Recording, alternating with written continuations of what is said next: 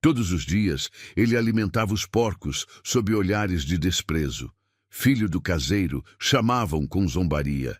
Ele não sabia por que era tão odiado, mas quando o fazendeiro morreu e o testamento foi lido publicamente, o segredo que tinham escondido por 18 anos explodiu na cara de todos. E nada mais foi como antes. Era uma época em que seu nascimento definia seu destino. Final do século XIX, quando as fazendas eram pequenos reinos e a palavra do fazendeiro era lei absoluta. Naqueles tempos, filho de caseiro seria caseiro, filho de peão seria peão, e filho de fazendeiro, esse herdaria terras, gado, respeito e poder. Mas às vezes o destino esconde cartas. Às vezes quem nasce com direito a tudo é criado como se não tivesse nada. Às vezes a verdade é enterrada tão fundo que demora 18 anos para sair. E quando sai, abala estruturas, destrói certezas e força todo mundo a encarar a mentira que viveram. Naqueles tempos, as fazendas guardavam segredos entre suas cercas de madeira, segredos de sangue, de promessas quebradas, de amores escondidos e filhos negados.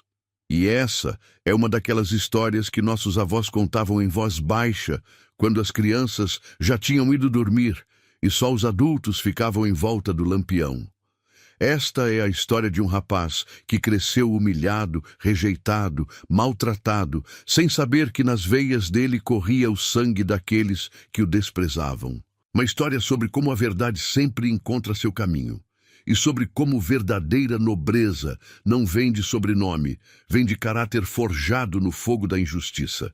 Se você acredita que a verdade sempre vem à tona, não importa quanto tempo demore, se inscreve aqui no canal e comenta de qual região você está vendo essa história, porque essa jornada vai mexer com o fundo da sua alma. O sol ainda não tinha nascido completamente quando Miguel acordou. 18 anos, e todos os dias eram iguais. Acordar antes de todo mundo, trabalhar mais que todo mundo e, mesmo assim, ser tratado como se fosse menos que todo mundo. Ele vestiu a roupa simples de trabalho, calça remendada, camisa de tecido grosseiro, botas gastas que eram grandes demais, herança de algum empregado que tinha ido embora. O quartinho onde dormia ficava nos fundos, ao lado do celeiro, longe da casa grande, onde a família do fazendeiro vivia. Bom dia, filho. João, o caseiro, estava esperando do lado de fora. Homem de uns 50 anos, cabelos já grisalhos, costas encurvadas de tanto trabalho, mas olhos gentis. Bom dia, pai. Hoje tem muito serviço. O coronel quer os porcos alimentados antes do café. E a cerca do Pasto Sul precisa de conserto. Miguel acenou. Sempre tinha muito serviço. E sempre os trabalhos mais pesados, mais sujos, mais degradantes eram deixados para ele. Ele pegou o balde e foi até a cozinha buscar os restos para alimentar os porcos. Quando passou pela porta dos fundos da casa grande, ouviu vozes lá dentro. A família tomando café. Onde está aquele inútil do filho do caseiro? Era a voz de Rafael, o filho do coronel. Mesma idade que Miguel, mas mundo completamente diferente. Rafael usava roupas finas, estudava com professor particular, montava os melhores cavalos. Deve estar dormindo ainda, o vagabundo, respondeu Dona Beatriz, a esposa do coronel. Voz fria, cortante como vidro. Essa gente não tem educação nem disciplina. Beatriz, não seja assim, o coronel Augusto falou, mas a voz era cansada, sem força para realmente confrontar a esposa. Miguel apertou os dentes. Não era a primeira vez que ouvia. Não seria a última. Ele pegou o balde de restos e foi alimentar os porcos, tentando ignorar a dor que aquelas palavras causavam. Quando chegou no chiqueiro, já havia gente observando. Sempre havia. Como se alimentar porcos fosse espetáculo. Alguns empregados da fazenda, alguns capatazes. E Rafael, claro, o filho do fazendeiro, nunca perdia a oportunidade de humilhar Miguel. Olha só, o príncipe dos porcos chegou. Rafael riu alto. Os outros riram junto. Não porque achavam engraçado, mas porque riam do que o filho do patrão ria. Miguel despejou o balde no coxo sem responder. Aprendera cedo, responder só piorava. Ei, eu tô falando com você. Rafael se aproximou. Você não responde quando seu superior fala? Desculpa, Rafael, tô trabalhando. Rafael? É senhor Rafael para você, bastardo? Miguel engoliu a raiva. Sim, senhor Rafael. Assim tá melhor. Agora vai lá limpar as baias, e quando terminar tem esterco para remover do pasto, e depois... A lista continuou. Sempre continuava. Rafael inventava tarefas só para ver Miguel se curvar, obedecer, trabalhar até o corpo doer. Dona Beatriz apareceu na varanda da casa grande, observando de longe com aquele olhar gelado que ela sempre tinha quando olhava para Miguel. Não era apenas desprezo. Havia algo mais profundo, algo que parecia ódio. Por quê? Miguel nunca entendeu. Ele não tinha feito nada para merecer tanto ódio. Tinha nascido filho do caseiro, isso era culpa dele? No fim da tarde, exausto, sujo, Miguel voltou para a casa pequena onde morava com João e Dona Teresa, a esposa do caseiro. Meu filho, você tá bem? Teresa perguntou preocupada. Mulher pequena, redonda, de rosto bondoso e mãos sempre ocupadas com alguma coisa. Tô, mãe, só cansado. Eles te fizeram trabalhar demais de novo? É o de sempre. Teresa e João trocaram olhares. Aquele olhar que adultos trocam quando sabem algo que você não sabe, quando carregam segredo pesado demais. Miguel, João começou hesitante. Tem algo que a gente precisa conversar com você. Mas antes que pudesse continuar, batidas fortes na porta. Era um dos capatazes. João, o coronel quer você na casa grande, agora! João suspirou, levantou. A gente conversa depois, filho. Mas Miguel ficou com aquela sensação estranha. Tinha algo que os pais dele queriam contar, algo importante, e tinha algo na forma como eles o olhavam às vezes, com pena, com dor, com culpa, como se soubessem de algo terrível e não pudessem falar. Naquela noite, Miguel não conseguiu dormir.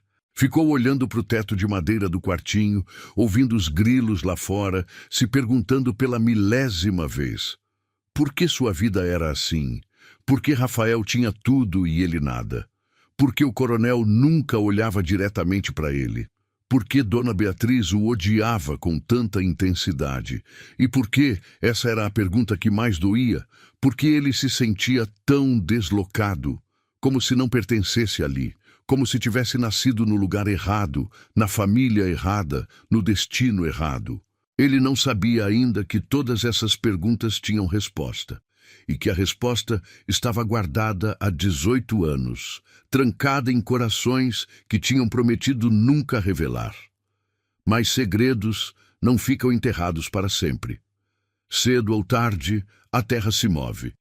E quando isso acontece, o que vem à tona pode destruir tudo, ou libertar todos. Miguel adormeceu sem saber que sua vida estava prestes a virar de cabeça para baixo, e que o rapaz que dormia humilhado no quartinho dos fundos ia acordar, em breve, como herdeiro de tudo que um dia lhe foi negado. Curte o vídeo para ajudar essa história a alcançar mais pessoas. Porque às vezes, os maiores segredos estão escondidos bem debaixo dos nossos olhos. Os dias seguintes foram iguais, trabalho de sol a sol, humilhação constante, desprezo de quem se achava superior. Mas Miguel não conseguia tirar da cabeça aquele momento. João tentando falar algo importante e sendo interrompido. Ele percebeu que começou a reparar em coisas estranhas. Pequenos detalhes que sempre estiveram lá, mas que agora pareciam gritar. A forma como o coronel Augusto às vezes parava, olhava para Miguel de longe e desviava o olhar rapidamente, não com desprezo, mas com algo que parecia culpa. A forma como Dona Beatriz ficava tensa toda vez que Miguel se aproximava da casa grande, como se a simples presença dele fosse ameaça. A forma como João e Teresa o protegiam, não apenas como pais amorosos, mas como guardiões de algo precioso. Foi numa tarde de sábado, quando a casa grande estava vazia, a família tinha ido à vila, que Miguel decidiu procurar respostas. Ele voltou para a casa pequena onde morava e, pela primeira vez na vida, mexeu nas coisas dos pais sem permissão. Não era costume dele, sempre foi rapaz honesto, respeitador. Mas a necessidade de saber estava mais forte. No quarto de João e Teresa, num baú velho embaixo da cama, ele encontrou uma carta, velha, amarelada pelo tempo, dobrada com cuidado. A letra era delicada, feminina. João, se você está lendo isso é porque eu não consegui. O parto está difícil e eu sinto que não vou sobreviver. Mas o bebê precisa viver. Por favor, proteja meu filho. Eu sei que estou pedindo muito. Criar uma criança que não é sua, guardar um segredo que pode te custar tudo. Mas você é o único em quem eu confio. Não deixe ninguém saber. Especialmente não deixe ele saber até que seja seguro. A esposa dele, ela é capaz de qualquer coisa. Se ela descobrir, meu filho vai sofrer. Ou coisa pior. Um dia, quando meu filho crescer, quando for forte o suficiente, conte a verdade. Conte que ele nasceu de amor, não de vergonha. Que sua mãe o amou mais que tudo. E que ele tem direito ao nome do pai. Mas até lá, proteja. Crie ele como seu. Dê a ele o amor que eu não vou poder dar. Obrigada, João. Você é melhor homem que muitos que se chamam de nobres. Com toda a minha gratidão, Ana. Miguel leu e releu. As mãos tremiam. O coração batia descompassado. Meu filho, o nome do pai, nasceu de amor. Ele não era filho de João e Teresa? Era filho de uma mulher chamada Ana? E quem era o pai? Ele. Quem era ele? E a esposa dele? A porta se abriu. Teresa entrou e congelou ao ver Miguel com a carta na mão. Miguel, quem é Ana? Ele perguntou, a voz saindo mais alta que pretendia. Quem é minha mãe? Teresa ficou pálida. Filho, você não deveria ter mexido. Eu não sou seu filho, Miguel explodiu. A carta diz, eu sou filho de uma mulher chamada Ana. Quem ela era? E quem é meu pai? Miguel, senta, por favor, deixa eu explicar. Explica então. João chegou correndo, atraído pelos gritos. Quando viu a carta na mão do filho, suspirou fundo. Chegou a hora, ele disse para Teresa. Depois se virou para Miguel. Senta, filho, você merece saber. E eles contaram. Ana era moça bonita, filha de meeiro pobre que trabalhava nas terras próximas. 18 anos atrás, antes do coronel Augusto casar com Dona Beatriz, ele e Ana se apaixonaram. Eles se amavam de verdade, Teresa disse, a voz suave. Não era brincadeira, não era diversão, era amor de verdade. Mas o pai do coronel, um fazendeiro ainda mais rico e poderoso, não aceitava.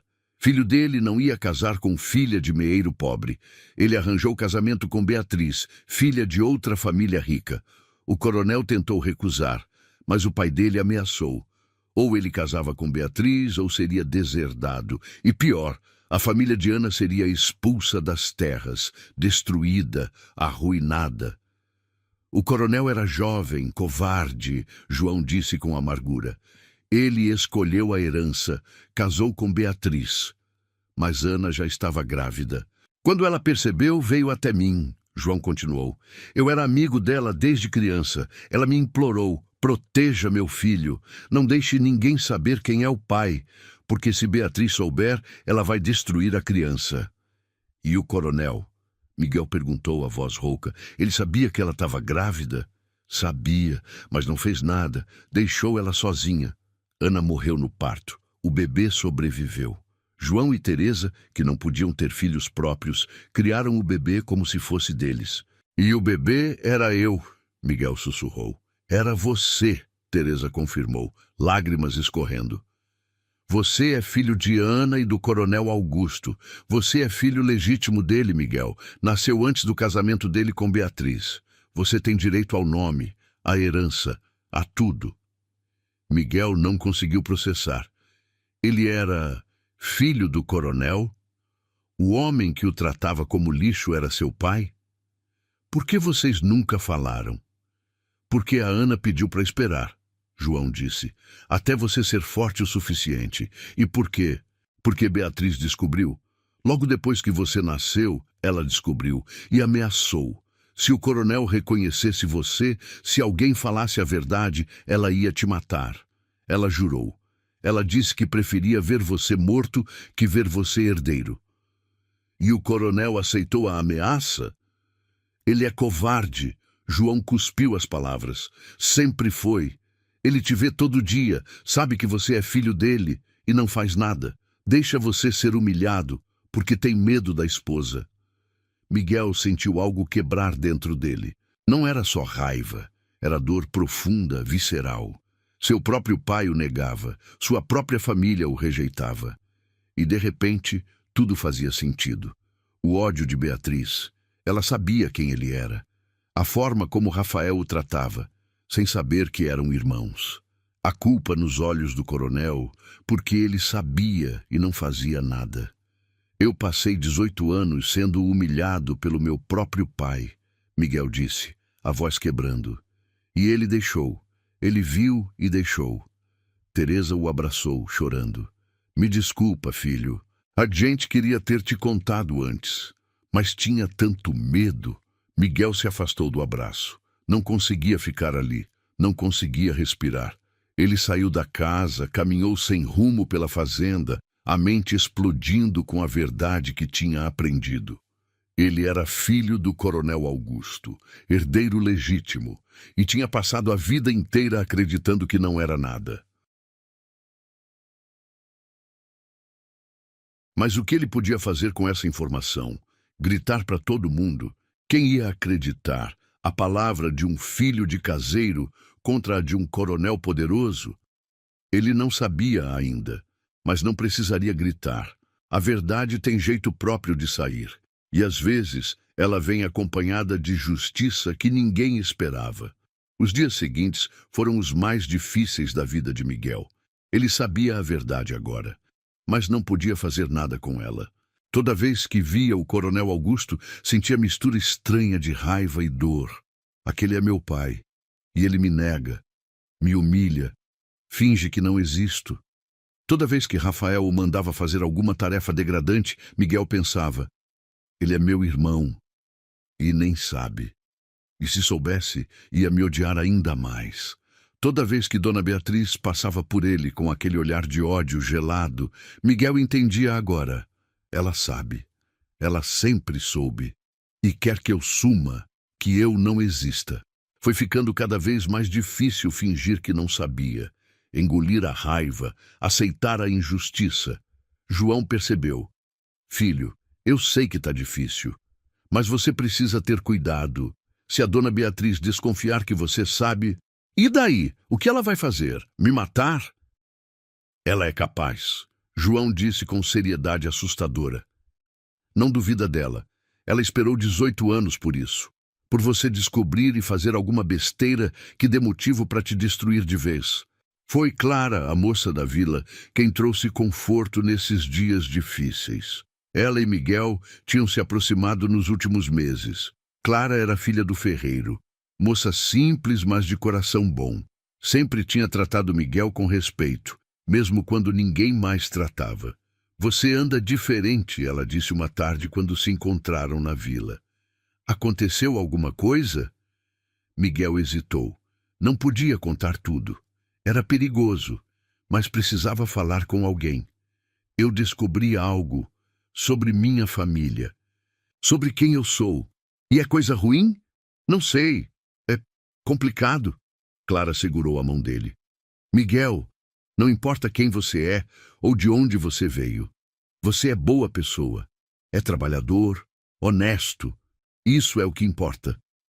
Aquelas palavras deram força que Miguel precisava, porque era verdade. Não importava o sobrenome, não importava o sangue. O que importava era quem você escolhia ser.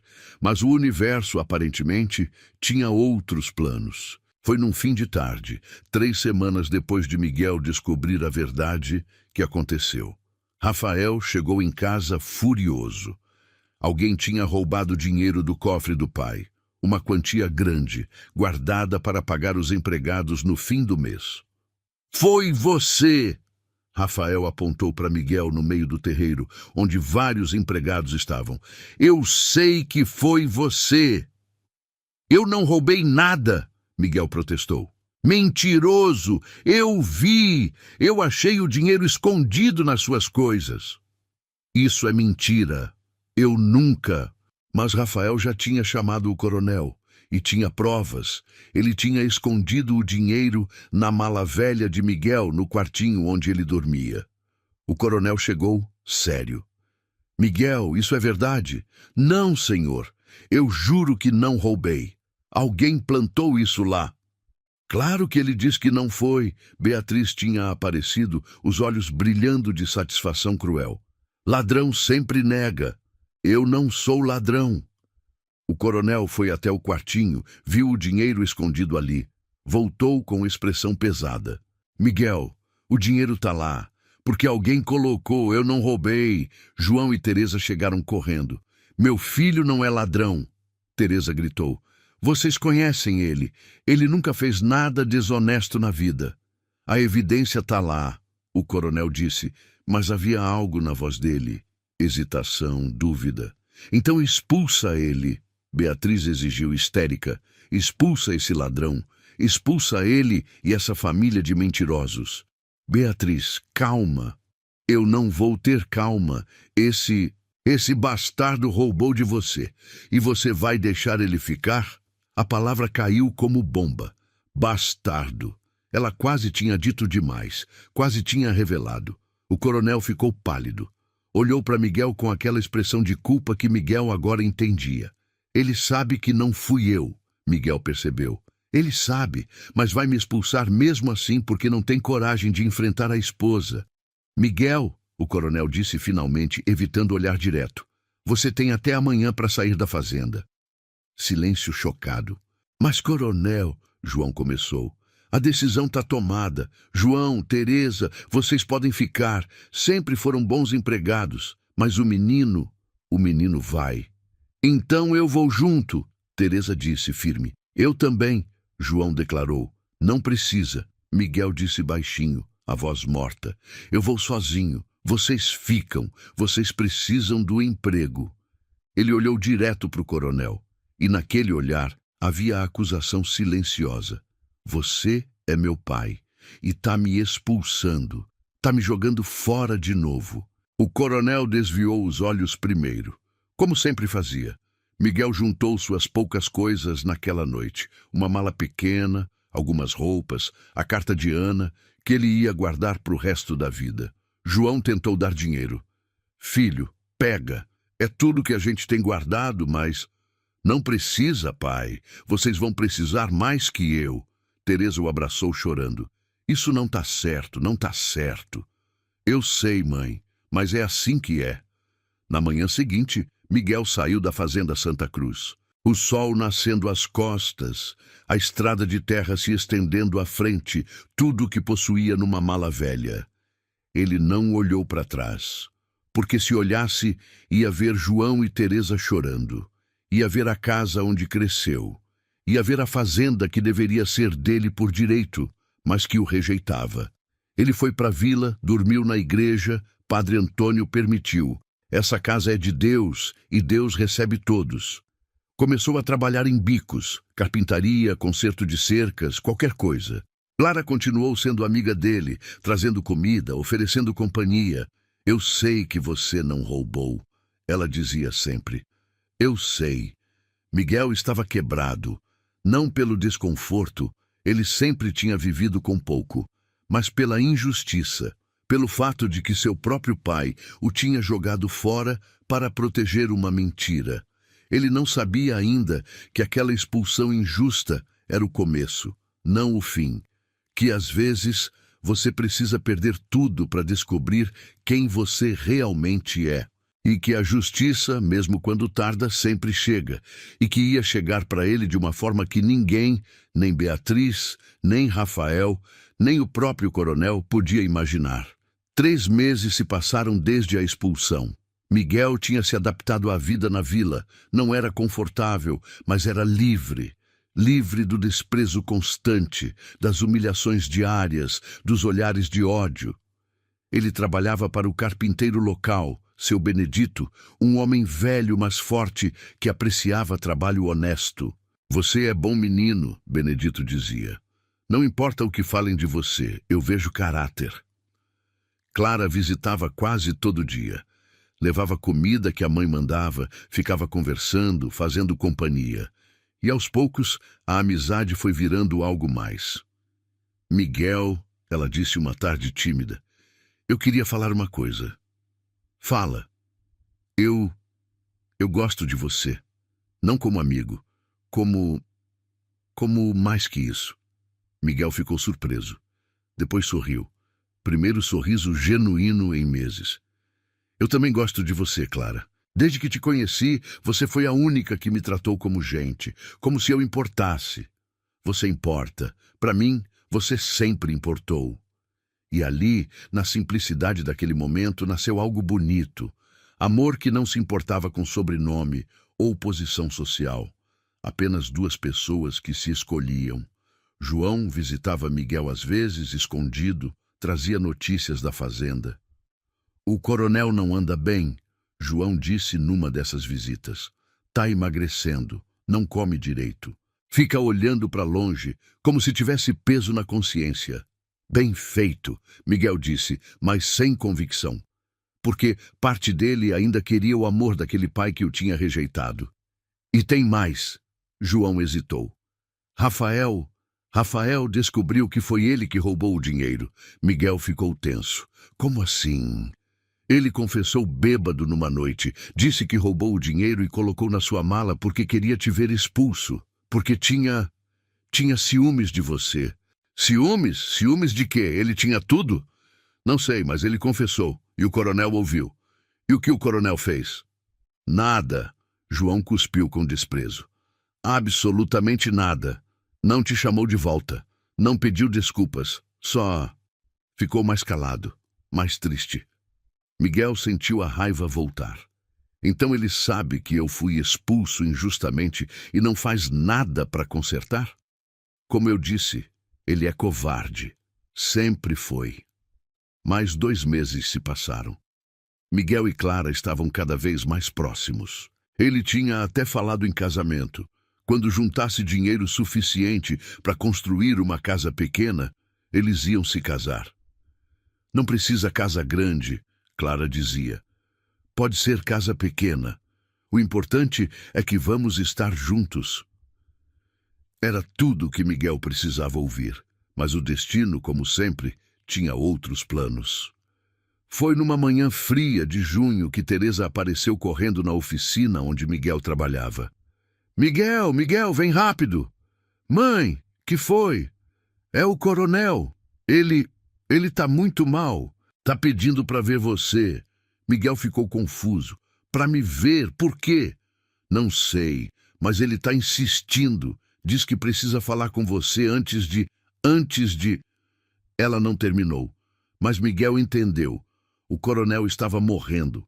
Parte dele queria dizer, não vou, ele me expulsou, me jogou fora, que morra sozinho. Mas parte maior, aquela parte que ainda era filho, que ainda esperava alguma redenção, não conseguia recusar. Eu vou, ele disse. Quando chegou na fazenda Santa Cruz, foi estranho pisar ali de novo depois de quase 6 meses. Tudo igual, mas tudo diferente, porque ele era diferente agora. O coronel estava no quarto, deitado, pálido, enfraquecido por doença que os médicos não conseguiam curar. Beatriz estava lá, o rosto duro, os olhos alertas. O que ele está fazendo aqui? Ela perguntou com veneno. Eu chamei, o coronel disse, a voz fraca, mas firme. Sai, Beatriz. Eu preciso falar com o rapaz. Sozinho. Augusto, você não pode... Sai! Ele gritou com força surpreendente. Sai agora e fecha a porta. Beatriz saiu bufando, mas obedeceu. A porta se fechou. Miguel ficou ali, de pé, sem saber o que fazer. Senta, o coronel pediu. Miguel sentou na cadeira ao lado da cama. Esperou. Miguel, eu sei que você descobriu. João me contou. Miguel não disse nada. Você descobriu que você é meu filho, meu primogênito. Descobri, Miguel disse, a voz fria.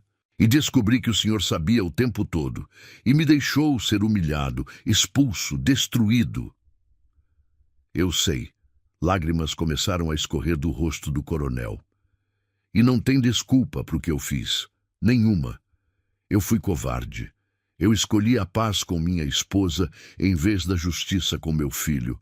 Eu pequei gravemente. Por que está me contando isso agora? Porque eu vou morrer, e antes de morrer, eu preciso consertar, pelo menos um pouco.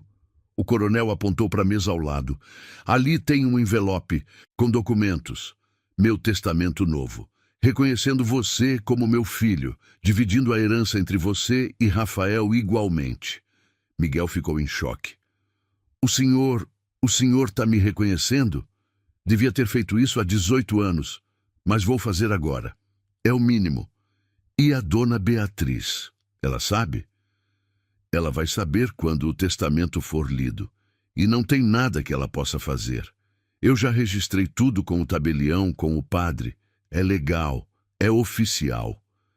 Miguel não sabia o que sentir. Raiva, alívio, gratidão, tudo misturado. Miguel, o coronel segurou a mão dele com força surpreendente. Me perdoa, por favor. Eu sei que não mereço, mas me perdoa. Miguel olhou para aquele homem, seu pai, que nunca tinha agido como pai, e sentiu algo quebrar dentro do peito. Eu não sei se consigo perdoar. Não agora. Dói demais. Eu entendo. Mas um dia, talvez um dia, talvez, Miguel disse. Mas vai levar tempo. O coronel acenou chorando. Obrigado por ter vindo, por me dar essa chance. Miguel saiu do quarto com a cabeça girando. Herdeiro. Ele ia ser reconhecido como herdeiro. Mas quando passou pelo corredor, ouviu vozes. Dona Beatriz e Rafael cochichando. Aquele bastardo não vai ter nada, Beatriz sibilou. Eu vou destruir aquele testamento, vou queimar, vou fazer sumir. E se o pai registrou com o tabelião? Então a gente encontra outro jeito. Ele não pode ter nada. Nada. Miguel percebeu. Mesmo com o testamento, mesmo com reconhecimento, Beatriz ia lutar. Ia tentar destruir tudo. A batalha não tinha acabado. Tinha só começado. O coronel Augusto morreu 3 dias depois. A notícia se espalhou rápido. Coronel importante, dono de terras grandes, homem respeitado, pelo menos publicamente, tinha partido. O velório foi grande. Gente de várias fazendas veio prestar condolências.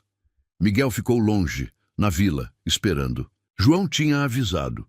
O testamento vai ser lido depois do enterro. O padre vai fazer isso na frente de todos. É costume. Miguel estava nervoso. Será que o coronel tinha mesmo registrado tudo? Ou Beatriz tinha conseguido mudar algo? Clara segurou a mão dele. Vai dar certo, você vai ver. E se não der? E se ela tiver conseguido apagar tudo? Então a gente continua nossa vida como tá. A gente não precisa de fazenda para ser feliz. Aquelas palavras deram força. Clara tinha razão. Ele tinha sobrevivido sem o reconhecimento a vida toda. Podia continuar sobrevivendo, mas parte dele, aquela parte que tinha sido negada, rejeitada, humilhada, queria justiça. Queria ouvir publicamente: você era filho dele o tempo todo, e estavam errados em te tratar assim. O enterro aconteceu numa tarde nublada. Miguel ficou no fundo, longe de todos. Viu Beatriz toda de preto, chorando, mas eram lágrimas de viúva ou de alívio. Viu Rafael sério, compenetrado, usando traje fino. Depois do enterro, todo mundo voltou para a casa grande da fazenda. Era costume o padre ler o testamento na frente da família e das testemunhas importantes. Miguel foi também convidado por João. Você precisa estar lá, você vai ver. A sala principal estava cheia. Beatriz sentada na cadeira principal, Rafael ao lado. Outros parentes, amigos importantes, empregados-chave. E Miguel, no canto, quase escondido. O padre Antônio abriu o envelope lacrado. Leu em voz alta, clara. Eu, Coronel Augusto Silva, em pleno juízo e completa consciência, declaro este como meu último testamento. Beatriz estava tensa. Rafael estava inquieto. O padre continuou. Antes de dividir meus bens, preciso fazer uma confissão pública, um reconhecimento que deveria ter feito há muito tempo. Beatriz ficou pálida. Há 19 anos, antes de casar com Beatriz, eu amei outra mulher. Ana, filha de meeiro, moça de coração puro. Nós nos amávamos verdadeiramente, mas por pressão da minha família, eu a abandonei para casar por conveniência. Murmúrios na sala, todo mundo olhando para Beatriz. Ela estava imóvel, o rosto uma máscara de ódio. Ana estava grávida quando eu a abandonei. Ela morreu no parto, mas o bebê sobreviveu, um menino, meu filho. Os murmúrios aumentaram, todo mundo se olhando, tentando entender. Esse menino foi criado pelo caseiro João e sua esposa Teresa como filho deles, para protegê-lo, porque eu era covarde demais para reconhecê-lo, para enfrentar minha esposa, para fazer o que era certo. Miguel sentiu todos os olhos se virando para ele. Alguns confusos, outros chocados, outros começando a entender. O nome desse menino é Miguel, e ele não é filho do caseiro. Ele é meu filho, meu primogênito, nascido antes do meu casamento com Beatriz. Silêncio absoluto. Eu pequei ao negar meu filho durante 18 anos. Pequei ao permitir que fosse humilhado, maltratado, expulso injustamente. Não há desculpa para o que fiz. Apenas arrependimento profundo. Beatriz tentou se levantar, mas o padre a parou com um olhar. Portanto, reconheço oficialmente Miguel como meu filho legítimo e divido minha herança da seguinte forma: metade de todas as terras, gado, propriedades e dinheiro para Miguel. A outra metade para Rafael. Ambos são meus filhos. Ambos são meus herdeiros. O papel caiu das mãos de alguém. O barulho ecoou na sala. Para minha esposa, Beatriz, deixo usufruto de casa grande enquanto viver e pensão mensal para seu sustento. Mas as propriedades vão para meus filhos. E peço perdão. A Miguel por ter sido pai covarde. A Rafael por não ter tido coragem de contar a verdade antes, e até mesmo a Beatriz por ter mentido durante nosso casamento. Que Deus tenha misericórdia da minha alma. Coronel Augusto Silva. O padre dobrou o papel. Olhou para a sala silenciosa.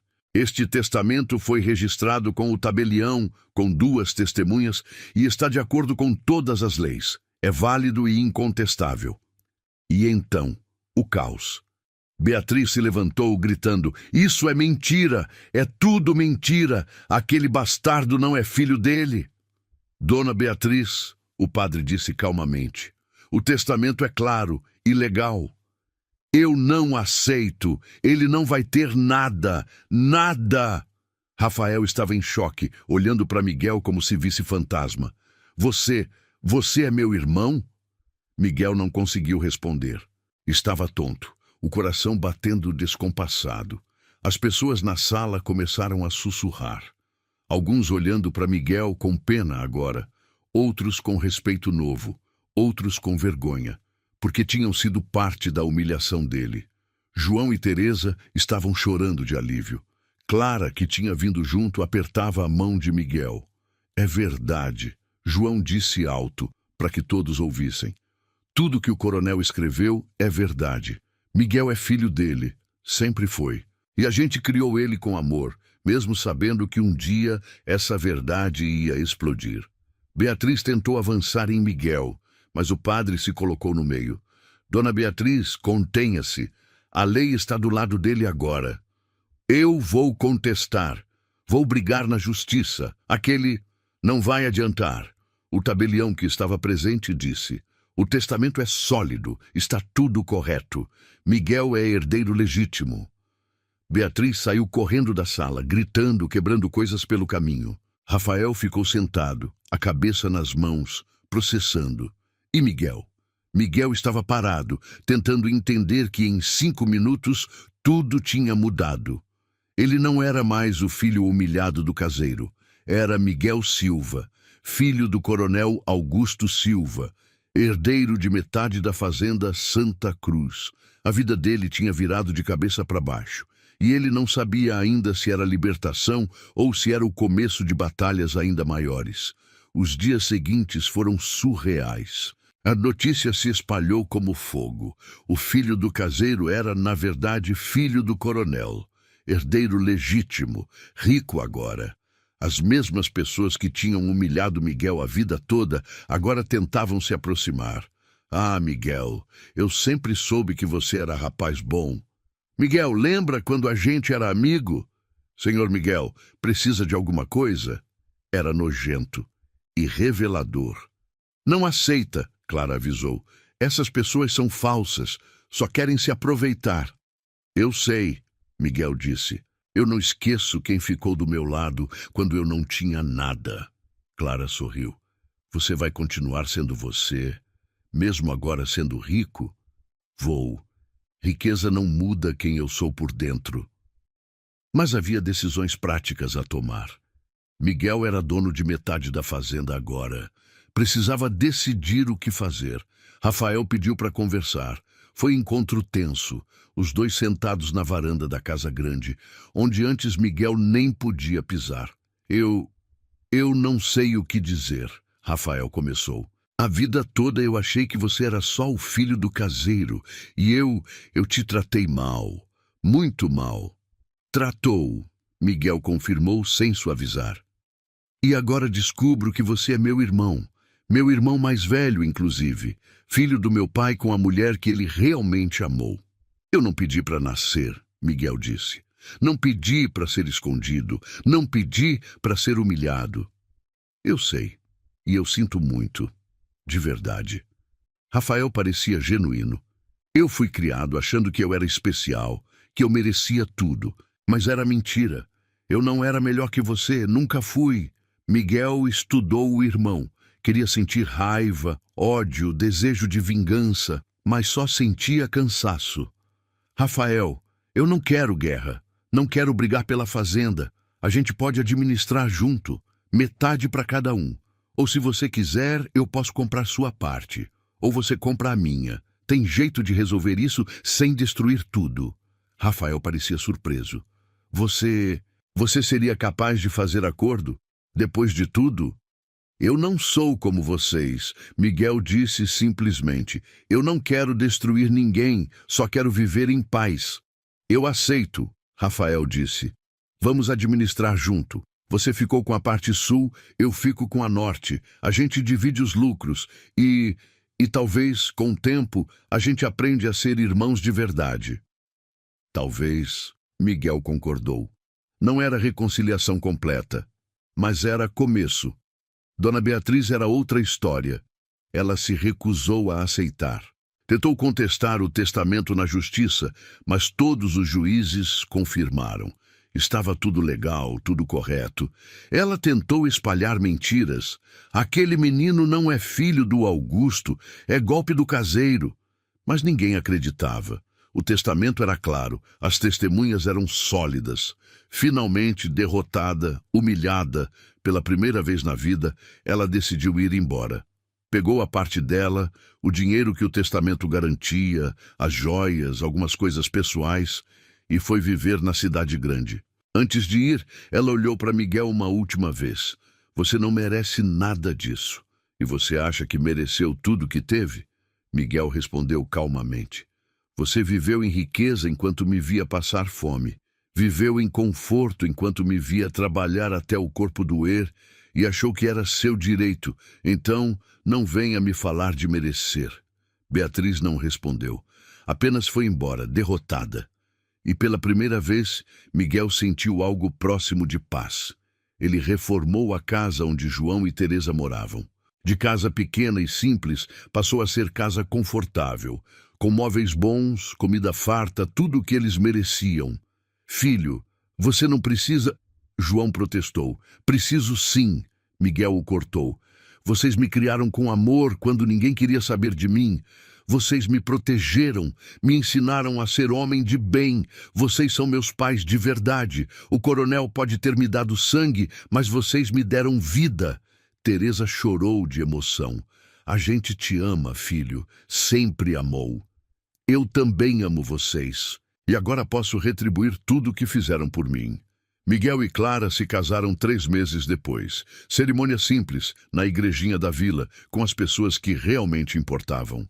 Não teve ostentação, não teve luxo desnecessário. Você podia ter casado numa festa enorme, alguém comentou. Pra quê? Clara respondeu. A gente não quer impressionar ninguém. A gente só quer ser feliz.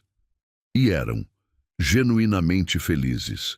Miguel construiu casa nova na parte sul da fazenda. Não enorme como a casa grande, mas confortável, acolhedora. Casa de família, e começou a administrar suas terras de jeito diferente. Pagava salário justo para os empregados, tratava todo mundo com respeito. Nunca deixou ninguém ser humilhado ou maltratado. Por que você faz isso? Um dos empregados velhos perguntou surpreso. Você podia mandar como o coronel mandava. Porque eu sei o que é ser tratado como lixo, Miguel disse. E ninguém aqui vai passar por isso enquanto eu for o patrão. A notícia se espalhou. A Fazenda Santa Cruz, parte sul, virou lugar onde trabalhadores queriam estar. Porque lá eram tratados como gente. E aos poucos, Miguel percebeu. Ele não tinha só herdado terra, tinha herdado oportunidade. Oportunidade de fazer diferente, de quebrar ciclos, de provar que poder não precisa vir com crueldade.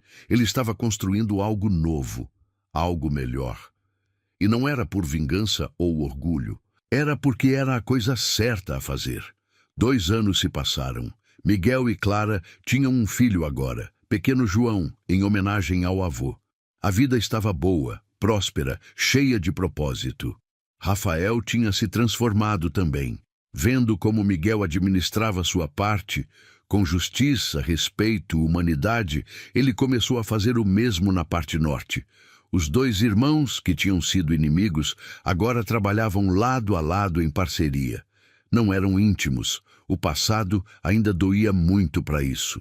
Mas eram cordiais, justos um com o outro, e isso já era progresso imenso. Foi numa tarde de domingo que apareceu visita inesperada, Dona Beatriz. Ela tinha envelhecido visivelmente nesses 2 anos. O cabelo estava grisalho, o rosto mais magro, os olhos sem aquele brilho duro de antes. Parecia cansada. O que a senhora quer? Miguel perguntou tenso. Eu vim pedir para ver Rafael, meu filho. Faz 2 anos que não vejo ele. Miguel hesitou. Beatriz tinha feito tanta coisa ruim. Merecia mesmo ver o filho? Mas Clara tocou o braço dele suavemente. Deixa ela ver. É o filho dela. Miguel suspirou. Chamou Rafael. Quando os 2 se encontraram, houve momento estranho.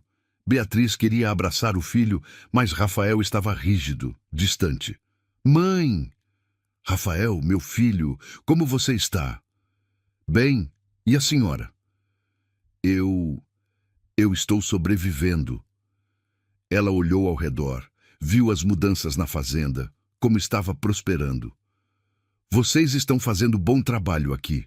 A gente aprendeu, Rafael disse. Aprendeu que fazer certo funciona melhor que fazer errado.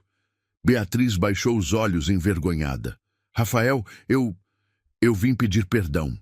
por tudo, pela forma como eu te criei, pelas mentiras que contei, pela crueldade com Miguel. Miguel, que estava ouvindo de longe, ficou tenso. Eu passei 2 anos sozinha na cidade. Beatriz continuou, a voz quebrando. Sem família, sem amigos de verdade, porque todas aquelas pessoas eram falsas, só queriam o dinheiro e a posição. E eu percebi, eu desperdicei minha vida com ódio, com orgulho, com tentar destruir um menino inocente porque eu tinha ciúmes de uma mulher morta. Ela se virou para Miguel. Miguel, eu sei que não tenho direito de pedir perdão. Eu fiz coisas horríveis, te tratei como lixo, te expulsei injustamente. Tentei impedir seu pai de te reconhecer. A voz dela quebrou completamente. Eu fui monstro, e não tem desculpa. Mas eu queria que você soubesse, eu sinto muito, de verdade. Eu estava errada, completamente errada. Miguel não sabia o que dizer. Parte dele queria gritar, você me fez sofrer 18 anos, desculpa não apaga isso. Mas parte maior, aquela parte que tinha crescido com João e Teresa, que tinha aprendido bondade em vez de amargura, sabia que perdão não é sobre merecer. Dona Beatriz, ele disse finalmente, eu não vou fingir que tá tudo bem. Não tá. O que a senhora fez marcou minha vida, mas eu também não vou carregar ódio pro resto da vida. Isso só ia me destruir por dentro. Então, você me perdoa? Eu tô trabalhando nisso, Miguel disse honestamente. Não é instantâneo, mas eu quero perdoar, porque perdão liberta mais a mim que a senhora. Beatriz começou a chorar, não lágrimas manipuladoras, mas lágrimas genuínas de arrependimento. Obrigada. É mais do que eu mereço. Muito mais, Miguel concordou. Mas é o que eu escolho dar mesmo assim. Beatriz não voltou a morar na fazenda. Todos concordaram que seria melhor ela continuar na cidade. Mas ela passou a visitar Rafael regularmente. E aos poucos, muito lentamente, eles começaram a reconstruir algum tipo de relacionamento. Miguel manteve distância. Não conseguia estar próximo dela. As feridas eram profundas demais. Mas ele não impediu Rafael de ter mãe de volta, porque isso seria repetir o ciclo de crueldade.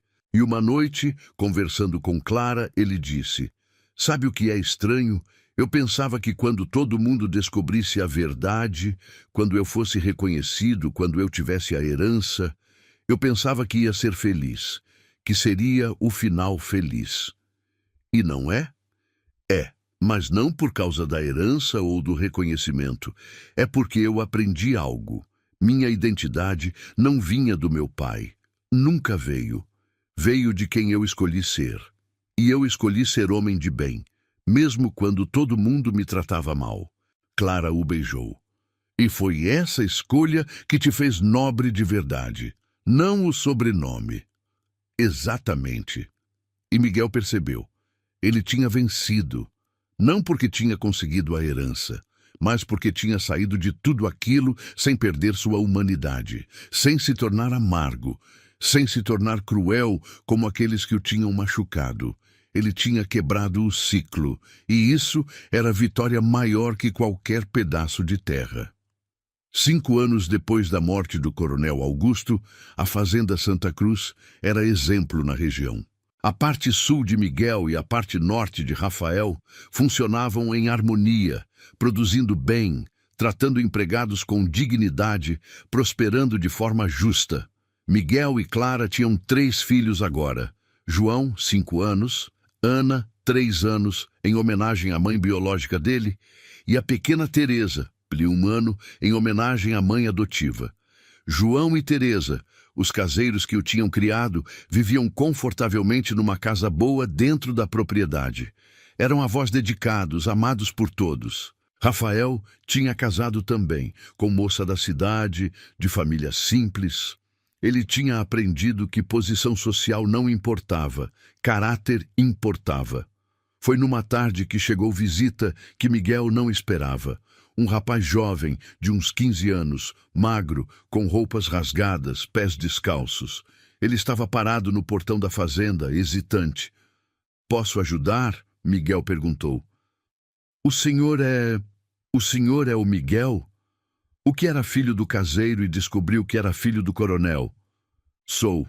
Por quê? O rapaz respirou fundo. Porque eu sou igual o senhor. Meu pai é fazendeiro rico. Minha mãe era empregada dele. Ela morreu quando eu nasci. E ele me rejeita. Finge que não existo. Me deixa viver na miséria enquanto os filhos legítimos dele têm tudo. Miguel sentiu algo apertar no peito. Como você soube de mim? Todo mundo sabe da sua história, como o senhor foi humilhado, expulso e no final foi reconhecido. E eu pensei que talvez o senhor pudesse me ajudar, me dizer o que fazer. Miguel convidou o rapaz para entrar, deu comida, água, roupa limpa e conversaram. Qual seu nome? Antônio. Antônio, sua história é parecida com a minha. Mas tem uma diferença. Eu não escolhi ser reconhecido. Meu pai fez isso no leito de morte por culpa. Eu não tive que lutar por isso. Mas o que eu faço? Como eu faço meu pai me ver? Miguel pensou. Você não pode forçar ninguém a te reconhecer, Antônio. E sabe o que eu aprendi? O reconhecimento dele não é o que te faz valer. Você já vale, você já é importante, mesmo se ele nunca admitir. Mas é injusto! É completamente injusto, e eu sinto muito que você está passando por isso. Miguel colocou a mão no ombro do rapaz. Mas escuta, você pode escolher quem você vai ser. Pode escolher deixar a amargura te destruir, ou pode escolher ser melhor que ele. Construir sua própria vida, provar que você não precisa do nome dele para ser alguém. Como? Eu não tenho nada. Você tem a si mesmo, seu caráter, sua vontade de trabalhar, Miguel pensou. Olha, eu tenho proposta. Você pode trabalhar aqui na fazenda. Eu pago salário justo, dou casa, comida. Você trabalha, aprende, cresce.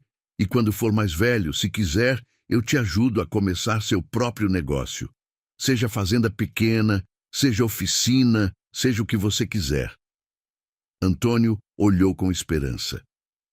O senhor faria isso? Por mim? Mas o senhor nem me conhece. Eu conheço sua história, e ela é igual à minha. Eu sei o que é ser rejeitado, negado, humilhado, e eu jurei que se algum dia eu tivesse poder, ia usar para ajudar quem passa pelo mesmo. O rapaz começou a chorar. Ninguém nunca foi bom comigo antes. Então agora alguém vai ser. Você aceita? Aceito, eu aceito. Eu vou trabalhar duro, juro, vou provar que mereço. Você já merece, Miguel disse gentilmente. Só por existir, você já merece dignidade e respeito.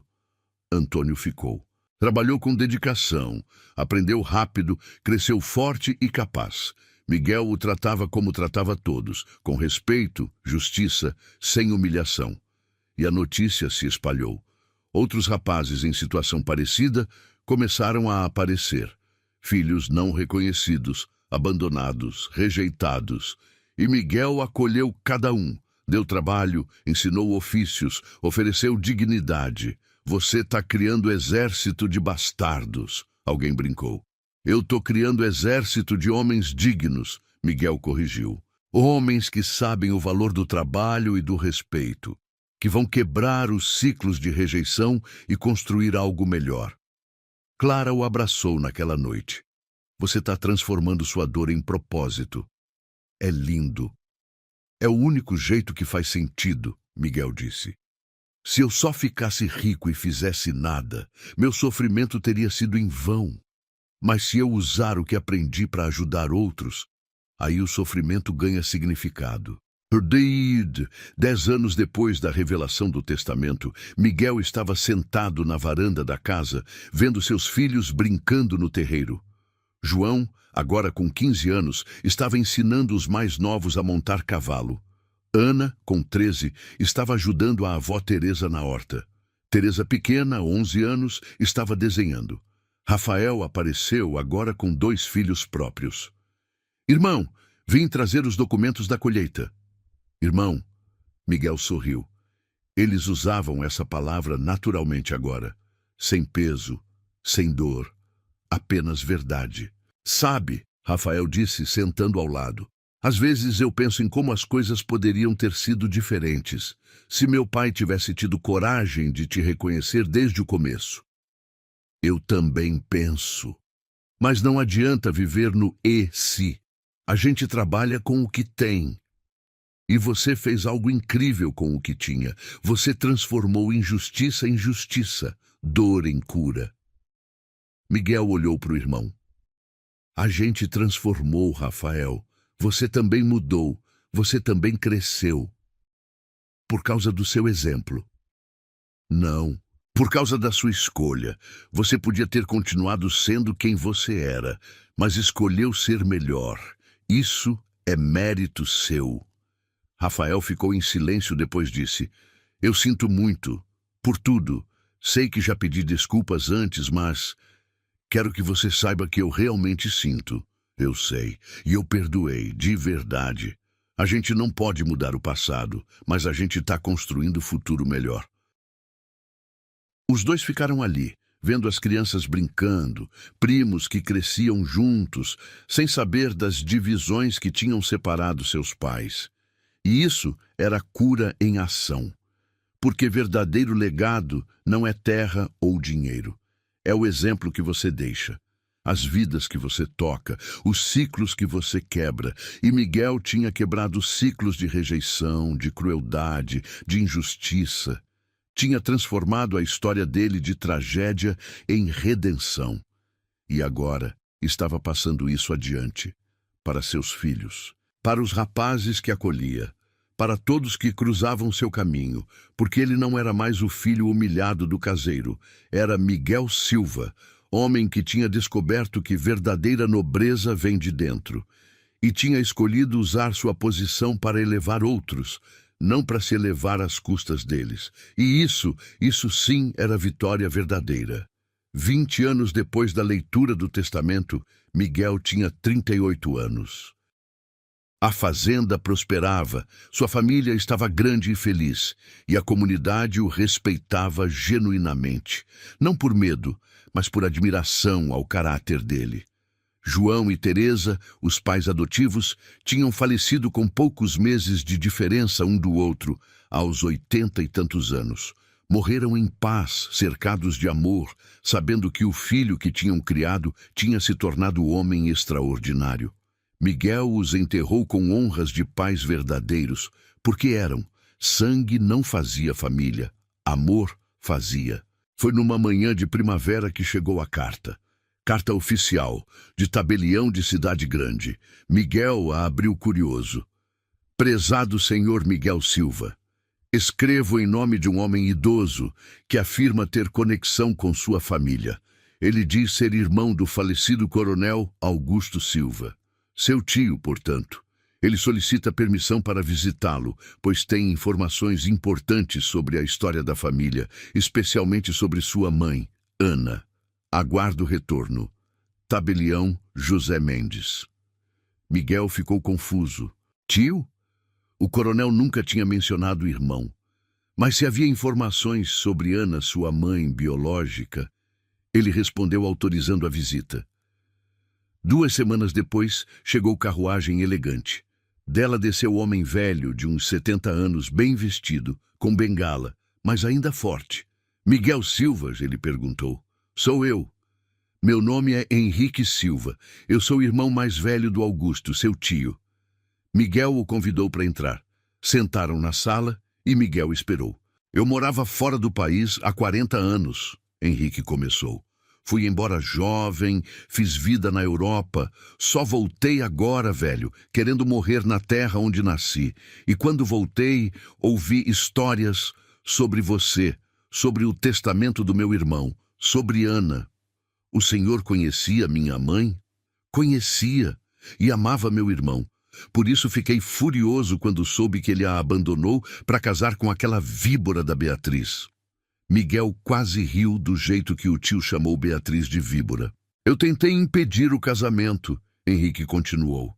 Escrevi cartas para o Augusto, implorei para ele não fazer isso, mas nosso pai era tirano.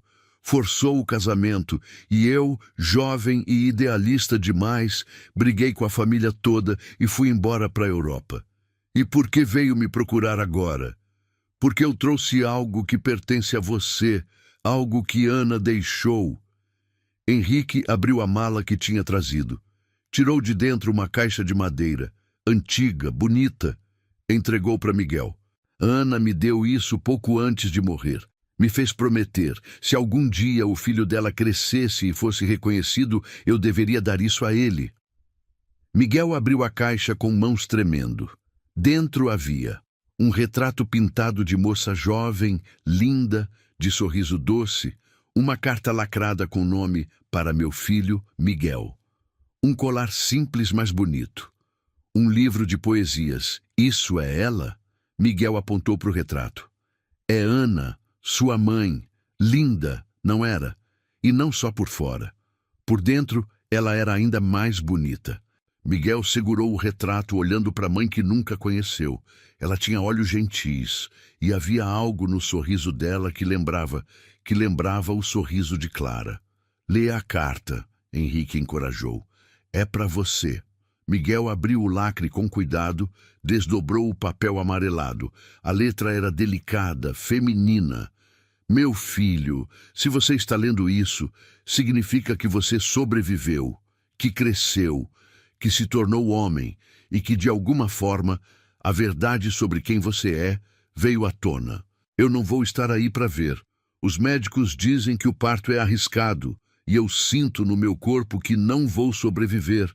Mas está tudo bem, porque você vai viver. E isso é tudo que importa. Quero que você saiba algumas coisas. Primeiro, seu pai me amou.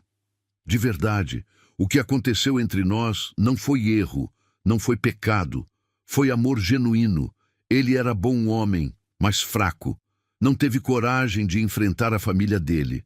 Eu perdoei, espero que você também consiga. Segundo, você não foi acidente.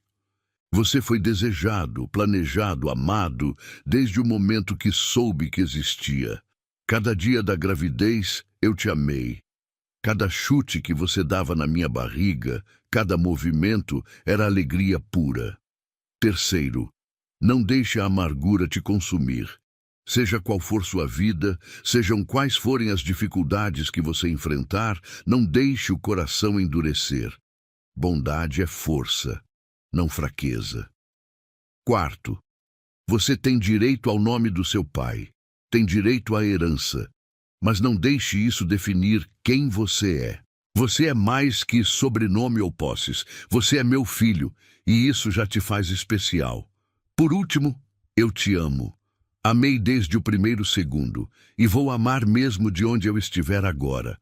Olha para o céu à noite, vê as estrelas, eu tô lá, olhando por você. Seja feliz, meu filho. Essa é minha última vontade, que você seja feliz, com todo o amor que pode caber numa alma. Sua mãe, Ana. Miguel terminou de ler com lágrimas escorrendo. Nunca tinha conhecido ela, mas sentiu o amor dela através das palavras. E doeu saber que ela tinha morrido para que ele vivesse. Ela era incrível, Henrique disse suavemente. Forte, gentil, sábia além dos anos dela. Seu pai era idiota por não ter lutado por ela. Ele era covarde, Miguel concordou. Mas eu entendo. Eu perdoei também. Não por ele, por mim, porque carregar ódio só machuca quem carrega. Henrique sorriu. Você é filho dela mesmo. Essa bondade, essa sabedoria, é tudo Ana. Henrique ficou alguns dias. Contou histórias sobre Ana, sobre a família, sobre coisas que Miguel nunca soube. E no fim, fez proposta surpreendente. Miguel, eu sou velho, não tenho filhos. Tenho propriedades na Europa que vou vender. Tô voltando para o Brasil para ficar.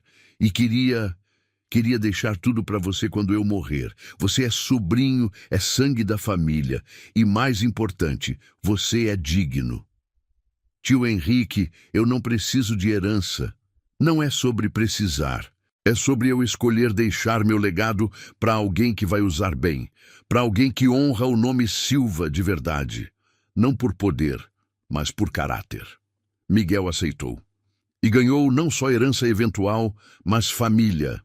Tio que o visitava, que brincava com os netos dele, que contava histórias da mãe que ele nunca conheceu.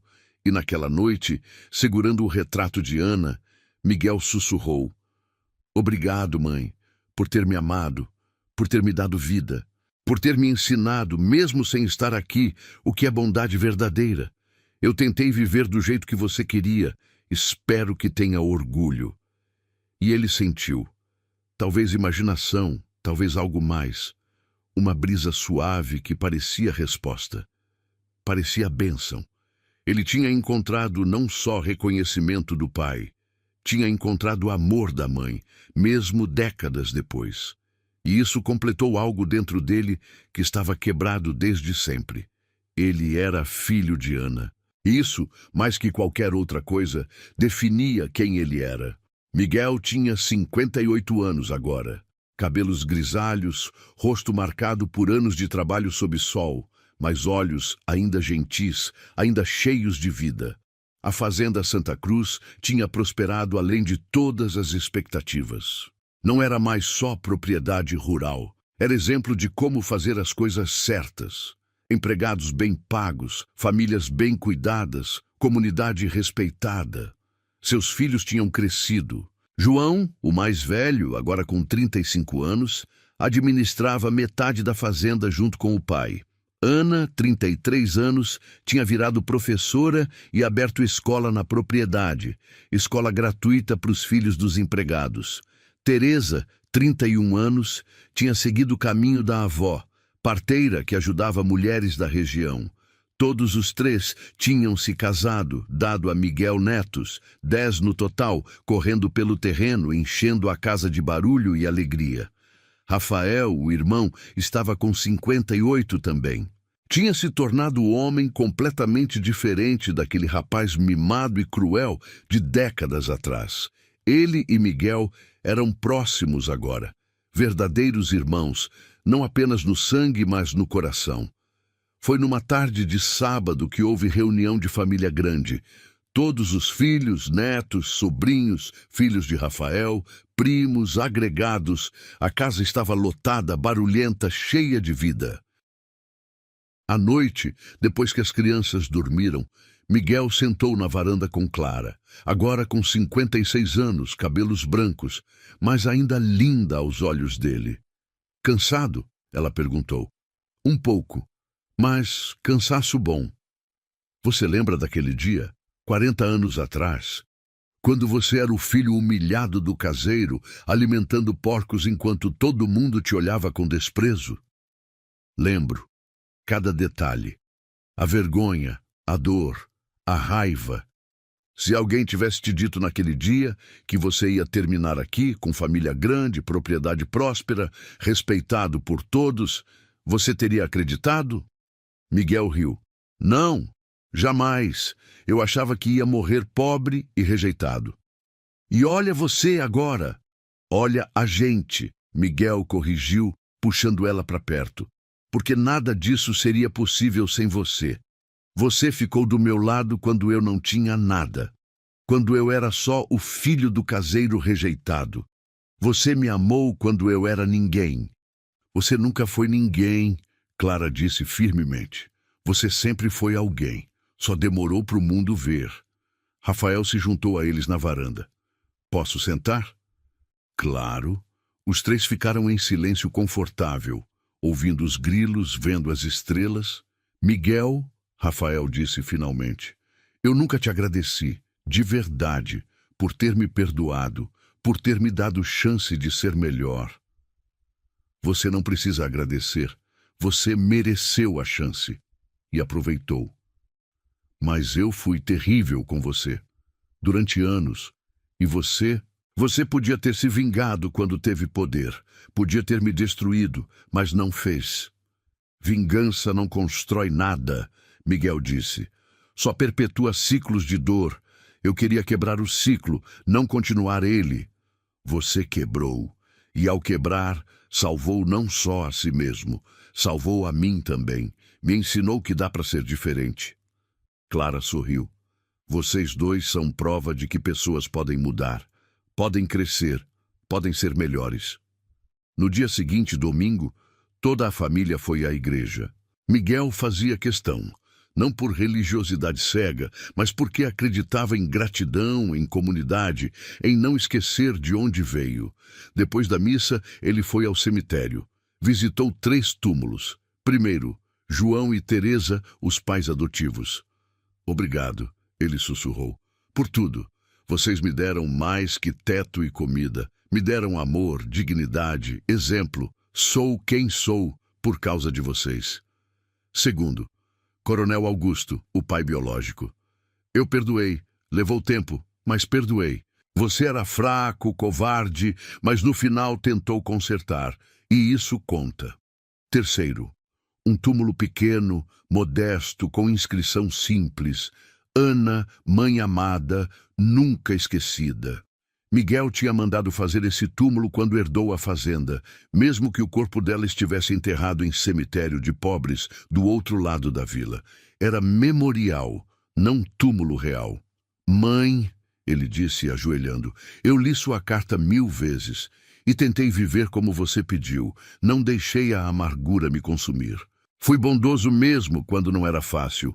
Construí vida boa, família grande. E sempre, sempre lembrei. Sou seu filho. Isso me define mais que qualquer outra coisa. Ele colocou flores frescas. Espero que tenha orgulho. De onde estiver, espero que olhe e veja. Seu filho viveu bem, amou bem, fez diferença. Naquela noite, Miguel reuniu todos os netos na varanda.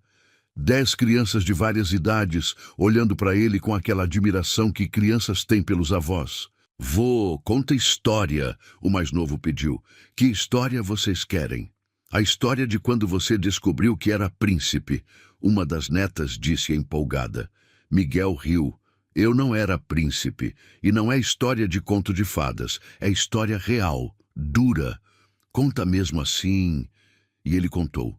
Contou sobre ser o filho rejeitado do caseiro, sobre humilhações diárias, trabalhos degradantes, desprezo constante, sobre descobrir a verdade, ser expulso injustamente, viver na pobreza. Contou sobre o testamento que mudou tudo, sobre a escolha de perdoar em vez de vingar, sobre construir algo novo em vez de destruir o velho. E a moral da história, ele concluiu, não é que eu virei rico, a moral é que eu aprendi. Sua identidade não vem de sobrenome, posição ou reconhecimento dos outros. Vem de quem você escolhe ser quando ninguém está olhando. Vem do seu caráter. E se alguém for mal com a gente? Uma neta perguntou. Você não precisa ser mal de volta. Você pode ser melhor. Pode quebrar o ciclo. Pode provar que bondade é mais forte que crueldade. Isso não é fraqueza, vô. Não.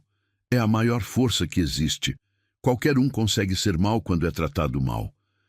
Mas ser bom quando te tratam mal, isso exige coragem de verdade. As crianças ficaram pensando, e Miguel esperava que a lição ficasse. Porque esse era o verdadeiro legado que queria deixar. Não terra, não dinheiro, mas valores, caráter, bondade. Aquela noite, já tarde, Miguel e Clara ficaram sozinhos na varanda. Você é feliz? Ela perguntou. Muito, mais do que achei que seria possível. Sem arrependimentos? Miguel pensou. Eu gostaria de ter conhecido minha mãe. Gostaria que meu pai tivesse tido coragem de me reconhecer desde o começo, que eu não tivesse passado por tanta humilhação. Mas se as coisas tivessem sido diferentes, talvez eu não tivesse virado quem eu sou. Talvez eu tivesse virado igual Rafael era, mimado, cruel, sem empatia. Então você agradece o sofrimento?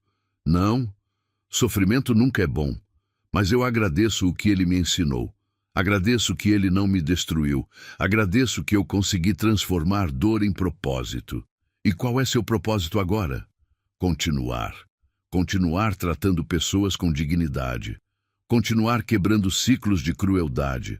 Continuar provando que dá para fazer diferente. Clara o beijou. Eu te amo. Desde aquele dia que te conheci, quando você era só o filho humilhado do caseiro, eu já te amava, porque eu via quem você realmente era. E quem eu era. Homem bom, homem nobre, não de sobrenome, mas de coração. E você continua sendo. 40 anos depois, com tudo que mudou, você continua sendo. Quando finalmente foram dormir, Miguel ficou acordado mais alguns minutos. Olhando para o teto, pensando em tudo. Ele tinha começado como ninguém. Filho rejeitado, humilhado, expulso. Mas tinha terminado como alguém. Não por causa de herança ou reconhecimento, mas por causa de quem escolheu ser. Ele tinha quebrado ciclos, tinha curado feridas, tinha transformado fazenda de crueldade em lugar de dignidade. E mais importante, tinha criado família, não apenas biológica, mas escolhida. Pessoas que amavam umas às outras não por obrigação, mas por escolha. Essa era a verdadeira vitória. Não a riqueza, não o nome, mas o amor construído, a vida bem vivida, o legado de bondade deixado para trás. E quando ele finalmente fechou os olhos, foi com paz profunda, porque ele sabia, tinha vivido bem, tinha amado bem, tinha feito diferença.